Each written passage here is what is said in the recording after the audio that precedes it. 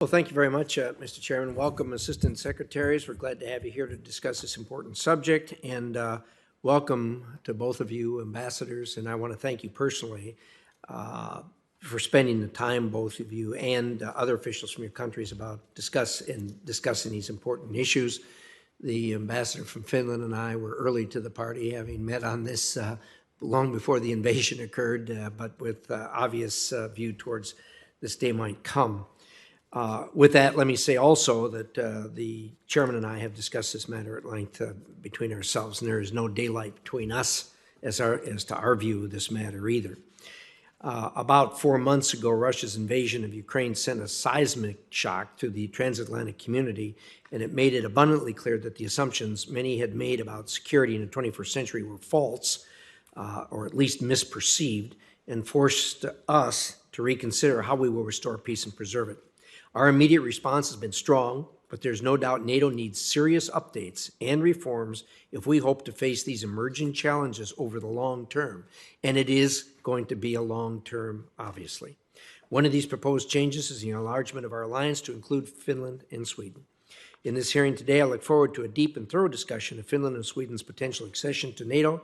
Any country that meets the requirements like Sweden and Finland should be able to join if they want. Sweden and Finland both have strong democracies and capable militaries that will contribute immediately to NATO. Through their participation in multiple joint combat operations, they have both proven their willingness and their ability to fight alongside NATO allies.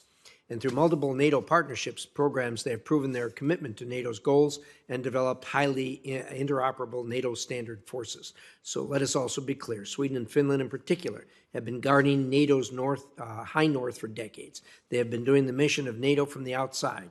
This has been an asset to NATO and transatlantic security.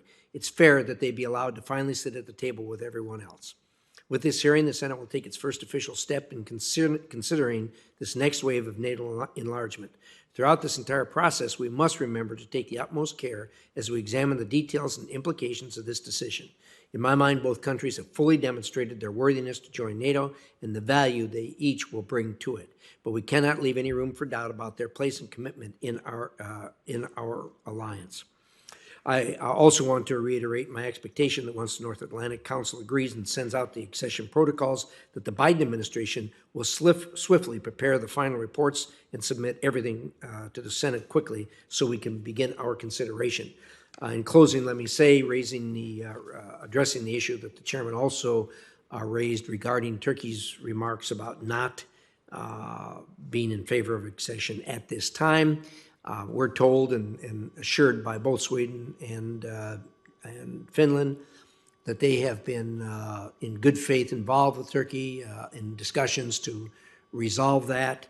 I think that's best left to them between they and Turkey without us at this point in time. But let there be no mistake. This must be done. This is so important. It must be done. So with that, Mr. Chairman, I yield back. Thank you.